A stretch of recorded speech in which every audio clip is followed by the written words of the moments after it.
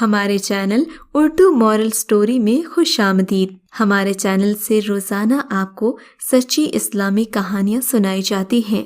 ان کہانیوں میں کوئی نہ کوئی ایسا سبق چھپا ہوتا ہے جو آپ کی زندگی سنوار سکتا ہے۔ آج کا واقعہ بھی ایسا ہی ہے۔ چلیے سنتے ہیں آج کی کہانی۔ میرے شوہر آپ کو بہت زیادہ پسند کرتے ہیں۔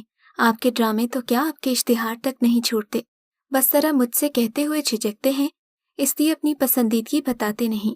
مگر میں ان کی بیوی ہوں، کیسے نہیں پتہ چلتا کہ جناب آپ کو ٹیلی ویژن پر دیکھتے ساتھ ہی الگ ہی رنگ میں نظر آنے لگتے ہیں۔ آپ ہیں بھی تو بہت پیاری، آپ کی اداکاری کی تو میں بھی پرستار ہوں۔ آپ کو برا نہ لگے تو میں ایک تصویر آپ کے ساتھ بنوا لوں؟ اداکارہ نے فخر سے سر اونچا کر کے اس کی بات سنی اور بڑے ہی ناز و ادا سے اس کے ساتھ لگ کر کھڑی ہو گئی۔ یہ میری بیوی تھی جو ایک اداکارہ کو بتا رہی تھی کہ میں اسے کتنا پسند کرتا ہوں، جبکہ میں سر پکڑے سائڈ پر کھڑا تھا۔ اس اداکارہ کو میں ہرگز پسند نہیں کرتا تھا۔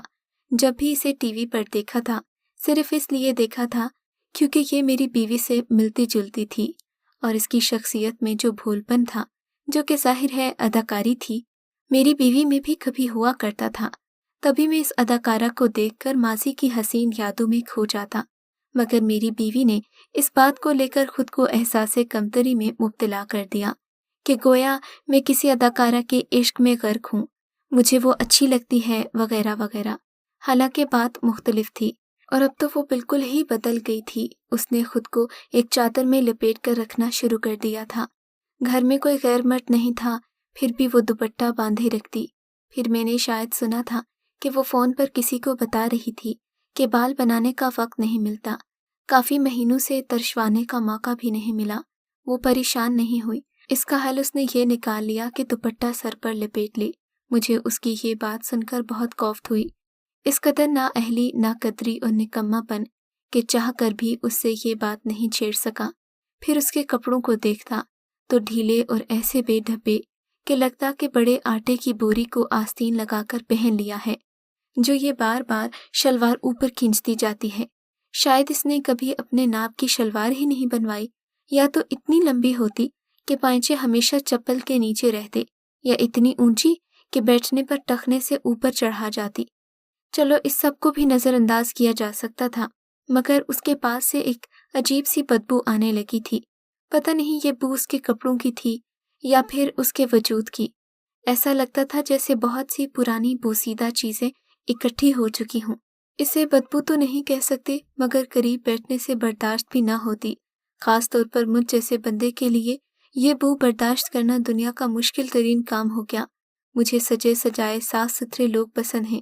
ایسا بھی نہیں تھا کہ بہت مہنگی چیزوں سے لیس ہو، بس اس کے کپڑے لگے، بوری نہیں۔ میں خود بھی کپڑوں اور صفائی ستھرائی میں دلچسپی لیتا تھا، ایسے میں مجھے اس کے پاس سے آنے والی بدبو کی سمجھ نہ آتی تھی۔ حالانکہ وہ روزانہ نہاتی تھی، کپڑے بھی بغیر استری ہی صحیح مگر بدلتی ضرور تھی، پھر بھی بدبو جیسے نہانے سے بھی دور نہ ہوتی۔ سب سے بڑا مسئلہ تو یہ، وہ میرے قریب آتے تو یہ بدبو ناقابل برداشت ہوتی۔ پھر میں نے سوچا کسی طرح اپنا کمرہ الگ کر لوں، یا پھر کم از کم اپنا بستر الگ کر لوں، مگر میں چاہ کر بھی ایسا نہیں کر سکا۔ اس کا حل میرے پاس یہی بچا تھا کہ میں اس وقت کمرے میں آؤں جب نیند سے بے ہوش ہونے لگوں، کیونکہ اس کے بعد میں بستر پر گرتے ہی دنیا مافیا سے بے خبر ہو جاتا۔ اگر وہ کبھی مجھ سے بات کرنا بھی چاہتی تو جھنجھلا کر اسے چپ کروا دیتا، مگر پھر نیند کے غلبے میں نادیدہ سی خواہش سر اٹھانے لگتی۔ میرا دل اس سے سرگوشیوں میں بات کرنے کا جواز ڈھونڈتا، اسے بتانے، سمجھانے اور اس کی الجھنوں پر اس کے بالوں کو کھینچنے کا شوق۔ اب تو صدیاں گزر گئی تھیں، میں نے اس کے بالوں کو پہلے کی طرح سلیقے سے اس کے کاندھوں پر بکھرتے دیکھا نہیں تھا۔ میں اپنی ہی خواہشوں سے تنگ ہونے لگتا۔ صبح اٹھتا تو اس پر اور غصہ آ جاتا، وہ ناسمجھی میں میرے غصے سے سہمتی جاتی، بچوں کو خاموشی سے اسکول بھیج کر گھر کے کاموں میں مصروف ہو جاتی۔ میں بھی آفس کی طرف چلا جاتا، یہی ہمارا معمول تھا۔ ایک دن معمول کے مطابق میں آفس سے تھکا ہارا گھر پہنچا۔ امی نے مجھے بتایا کہ میری ہم عمر خالہ زاد کافی سالوں کے بعد اپنے شوہر کے ساتھ پاکستان آئی ہوئی ہے۔ آج وہ ہم سے اکیلے ملنے آئی ہے۔ میری اپنی اس خالہ زاد سے ایک زمانے میں بہت ناراضی ہو گئی تھی، کیونکہ اس نے ہم دونوں کے تعلقات میں दरार डालने की जोरों शोर से कोशिश की थी और इन मुहिमात में अम्मी जान भी उसके साथ थीं। कितनी बार इन लोगों ने मुझे अपनी बीवी से अलग करने की कोशिश की। फिर मैंने अम्मी से साफ कह दिया कि जब तक मेरी शादी नहीं होती आप अपनी बहन और उसकी बेटी को इस घर पर मत हिलाएं, क्योंकि ये लोग आपको इसके बारे में बदगुमान करते हैं। मगर आज बरसों बाद मेरी खालाजाद वापस पाकिस्तान आ रही थी तो इन बातों का कोई जवाब नहीं बनता था। सो मैं भी उसके साथ घुल मिल गया। मैंने काफ़ी अरसे के बाद अपनी खालाजाद को देखा था। वो बहुत अच्छी लग रही थी। आला मयार के जदीद अंदाज के कपड़े, साफ सुथरे खूबसूरत पैरों में खुली सैंडल, सलीके से तराशे बाल और शफाफ रंगत, यहाँ तक कि उसका पर्स भी उसकी शख्सियत में चार चांद लगा रहा था। वो बहुत ही पुरएतमाद नजर आ रही थी, जैसे उसे पता हो कि वो बहुत अच्छी लग रही है। जरा सी देर में मैं भी उससे घुल मिल गया। अम्मी जान भी अपनी लाडली पर सदकेवारी जा रही थी। ऐसे में मैं नहीं समझ सका कि अब भी मेरी खालाजाद को हमारे रिश्ते पर तहफ़्फ़ुज़ात होंगे। घर का हर फर्द यानी बच्चे, अम्मी जान और मैं सभी तरीके से लग रहे थे। बस हमारे दरमियान पतर पतर चलती हुई भोंडी सी शख्सियत सिर्फ मेरी बीवी की थी, और वो सब कुछ संवारती सजाती सलीके से हमारे सामने रखती और अपने वजूद की बेकायदगी से यकसर काफिल बड़ी खामोशी से खाने पीने के इंतजामात में लगी रहती। उस वक्त वो मुझे उतनी ही बुरी लग रही थी जितनी अच्छी अपनी खालाजाद लगी। अगर वो मुझसे कोई बात पूछती या प्लेट वगैरह पकड़ाते हुए मुस्कुराती तो मैं एकदम संजीदा होकर मुंह बना लेता, जबकि दूसरी तरफ अगर मेरी खालाजाद कोई बेकार खिसा पटा जुमला भी बोल देती तो मैं कहकहा लगाकर हंस देता। मुझे समझ में नहीं आ रहा था कि मैं ऐसा क्यों कर रहा था। उसने एक सलीका शुआर खातूने खाना की मानित खाना खालाजाद के आने पर गरम गरम और मज़ेदार पेश किया था। बर्तनों की सजावट और दूसरे लवाजमात में कोई कमी नहीं रखी थी। फिर ये किस बात की सज़ा थी जो मैं उसे दे रहा था। यहाँ तक कि मेरी इस बेएतनाई को मेरी खालाजाद ने भी महसूस किया। उसने एक दो बार अम्मी की तरफ देखकर मायने खेज अंदाज में सर भी हिलाया। खाने के बाद चाय का दौर चला। फिर मेरी कजिन हम सब से हंसी मजाक करती, दोबारा मिलने के वादे लेती रुखसत हो गई। और फिर उसी रात उसने मुझसे कुरेद कुरेद कर शादी से पहले मेरी तरफ से की गई एक शदीद किस्म की लड़ाई के बारे में पूछना शुरू कर दिया। मुझे फौरन ही अंदाज़ा हो गया कि मेरी उस खालाजाद ने उसे मेरी घर मौजूदगी में कुछ ऐसा कहा था कि उसका 7 साला हमारे रिश्ते पर एतमाद बहुत हद तक मुतज़लज़ल होकर रह गया था। वो ये समझ रही थी कि जब मैंने मंगनी तोड़ने का कहा था तो शायद मैं उस वक्त से अपनी खालाजाद को चाहता था, मगर फिर फूफी जान के वास्तु से मजबूर होकर मुझे उससे शादी करना पड़ी। मैं जानता था कि बहुत कुछ है जो उसके वजूद में टूट फूट रहा है। बहुत सी भोली बसरी बातें याद कर रही थी वो। मुझे भी कई बातें याद दिला रही थी। जज्बात में करीब और करीब आती जा रही थी। उसूलन मुझे उस पर रहम आना चाहिए था, मगर उसके वजूद का ढीलापन और पास से उलझती बोसीदा बू बर्दाश्त न हो सकी। चंद ही लम्हों में खालाजाद का सजा सजाया वजूद मेरी आंखों के सामने लहराया और फिर मैं हद से ज़्यादा झंझला गया। मैंने उसे बुरी तरह झड़क दिया कि वो बाकायदा सिसक पड़ी, मुझसे दूर जाकर खड़ी हुई। मुझे अपने रवैये पर अफसोस हुआ। दिल चाहा कि उसे सब कह डालूं, चीख चीख कर उससे पूछूं कि देखो अपने वजूद को गौर से, ऐसा क्या हो गया है मेरी खालाजाद के शौहर के पास जो मेरे पास नहीं है? तुम पहले की तरह सजी सवरी और चमकती धमकती क्यों नहीं रहती? आखिर ऐसा क्या हो गया कि शादी के 7 सालों में ही तुम बूढ़ी लगने लगी हो? मगर मैं उसे कुछ नहीं कह सका। सारी रात सिर्फ सोचता ही रह गया। जहाँ वो कमरे में दूसरी तरफ रखे सोफों पर से एक में बैठी सारी रात परेशान बैठी रही।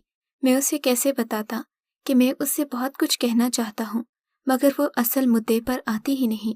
सुबह मैंने उसे कहा, काफ़ी दिन हो गए हैं तो मैके नहीं गई, आज पैकिंग कर लेना, ऑफिस से आकर छोड़ दूंगा। वो कमरे से निकलते बाकायदा सहम कर दरवाज़ा खोलते हुए जम गई। ऐसा न करें प्लीज़, मैं आपको अब कभी तंग नहीं करूँगी। मुझे अम्मी जान के यहाँ नहीं जाना, मैं ऐसे ही ठीक हूँ। मुझे उसके कहने से उलझन हुई थी। हालांकि ये बात मुझे फूफी जान ने ही कही थी कि हो सके तो कुछ दिन के लिए बच्चों के साथ रहने उसे भेज दो। इकलौती औलाद थी, फूफी जान का वालिहानापन भी साथ था। मैं रात अपनी खालाजाद के आने से ये बात उसे नहीं बता सका, मगर अब जो मैंने कहा तो शायद उसने उल्टा ही मतलब ले लिया। यार क्या बेवकूफ़ी है, फूफी जान से वादा कर चुका हूँ, पैकिंग कर लेना शाम तक। बात करने के बहुत सारे मौके गंवा चुका था, एक और सही। मैं दिल में सोचकर मुंह लपेटकर उसके कमरे से जाने का इंतजार करने लगा। ऑफिस आकर मेरा दिल बोझल रहा, बार बार कोई बात मुझे तंग कर रही थी। खैर मैं समझने में नाकाम रहा। ऑफिस में आधा ही दिन गुजरा था कि अम्मी जान का फ़ोन आने लगा। अम्मी जान ने मुझे किसी पोश इलाके के आला से शॉपिंग प्लाजा में पहुंचने का कहा। मालूम हुआ कि मेरी खालाजाद वहां शॉपिंग करने पहुंची है, चाहती है कि हम लोग उसके साथ दोपहर का खाना खाएं। मैं जानता था कि अम्मी जान अपनी भांजी के साथ वक्त गुजारने को बेचैन है। एक दिल हुआ कि गाड़ी भिजवाकर खुद चिपका बैठा रहूं, मगर ये मुमकिन नहीं था। मैं जानता था कि अम्मी जान को हमारा नया ड्राइवर एक आंख नहीं भाता। फिर दिल में ख्याल आया कि शायद वो भी बच्चों के साथ चले तो मैं रात उसके साथ की गई ज्यादती पर बहुत आसानी से उसका मूड बहाल कर सकता हूँ। घर के दरवाजे पर पहुंचकर मैंने अम्मी जान को फ़ोन किया। मैं अम्मी जान को लेकर शॉपिंग प्लाजा पहुंच गया। यहाँ पर कीमतें भी इसी हिसाब से थीं। हम कुछ मंजिलों तक यूं ही दुकानों में झांकते फिरते रहे। फिर आखिरकार खालाजाद से मतभेड़ हो गई। उसका शौहर भी साथ था, क्योंकि वो अमेरिका में वही कारोबार करता था जो यहाँ मेरा था। लिहाजा दोनों खवातीन को उनकी बातों में लगाकर हम कारोबारी बातों में मसरूफ हो गए। साथ ही साथ दुकानों पर ताका झांकी भी चलती रही। खालाजाद काफ़ी शॉपिंग करती जा रही थी। एक दो बार अम्मी ने मुझसे कहा कि मैं कीमत अदा करूं। थोड़ी सी बहस के बाद मैंने ये फरीज़ा बाखुशी अदा कर दिया। मेरी खालाजाद इस पर बहुत खुश हुई और उसकी खुशी ने मुझे भी एकदम से खुश कर दिया। छठी मंजिल पर फिर हमें छोटा सा कॉफ़ी का केबिन नजर आया। हम वहाँ पर कॉफ़ी पीने चले गए। कॉफ़ी पीते हुए मेरी खालाजाद की बातों का मौजू मेरी बीवी की तनकीद था। खाला जान, बिल्कुल ठीक ही करती हैं आप। ये जो गरीब घरों की लड़कियां अमीर घरों की बहुएं बनती हैं ना, इनको कंट्रोल करना ज़रूरी होता है। भाई, इन्हें घर का खर्चा कहाँ चलाना आता है, और जो पैसे इनके शौहर जेब खर्च के नाम पर इनके हाथ पर रखते हैं वो भी छट जाकर अपने मैके दे आती हैं। उसकी बात सुनकर अम्मी भी शुरू हो गई। हाँ तो और क्या, हमारी नैन साहिबा ने तो जवानी से हमारे शौहर को ऐसा शीशे में उतारा कि मजाल है दुनिया इधर की उधर हो जाए। और अब देखो ना कैसे हमारे बेटे को भी हथिया लिया दोनों ने। अम्मी जान की बात सुनकर मेरी आंखें हैरत से फैल गईं। मैं कम उम्री से अब्बू जान के कारोबार में उनका मुआविन रहा।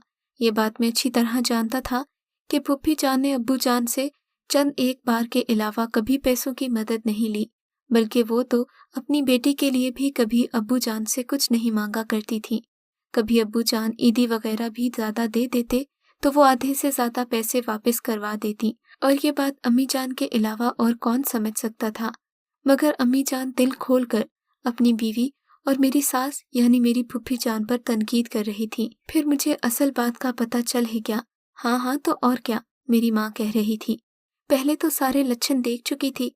मैंने तो शादी के फौरन बाद कह दिया, बीबी कान खोलकर सुन लो, ये तुम्हारी माँ का घर नहीं है जिसमें मामू के दिए तोहफे तहाइफ और हक हलाल की कमाई से रोज नित नए जोड़े बनते और तुम बनने संवरने के लिए सामान मंगवाओगी। ख्याल रखना मेरे बेटे का, जरा सा भी बोझ डाला तो खैर नहीं। अम्मी जान ने कॉफी का घूंट लेकर जोर से कहा। तो फिर क्या हुआ खाला जान, मेरी खालाजाद ने दिलचस्पी से पूछा, जबकि मैं समझ गया था कि मेरी बीवी इतनी गंदी मैली क्यों रहती है। फिर क्या, शुरू में तो बड़ा बुड़बुड़ाई, मुझे धमकियां देती कि आपके बेटे को बता दूंगी, अपनी माँ को बुला लूंगी।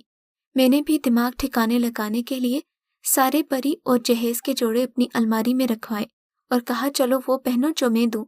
बस उसके बाद से जो पुराने जोड़े मेरे पास रखे थे, जो घिस चुकी साड़ियां वगैरह थीं, उन्हीं के जोड़े बना बना कर दिए देती हूँ, और वो भी एक हद में, सादा से। ये नहीं कि टेलरों के चक्कर लग रहे हैं, नित नए डिजाइन ढूंढे जा रहे हैं।